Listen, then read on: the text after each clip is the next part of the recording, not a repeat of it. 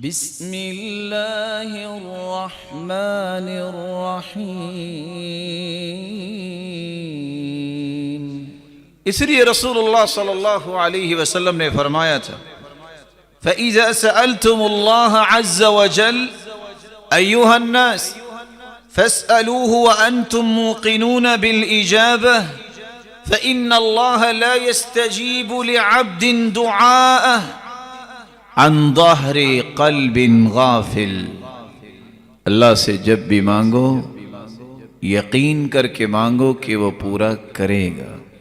یہ یقین ہی تمہاری دعا کی قبولیت کا ایک بنیادی مرکز ہے، اور ان لوگوں کی دعائیں جلد قبول ہوتی ہیں جن کو اللہ کی ذات پر یقین ہوتا ہے۔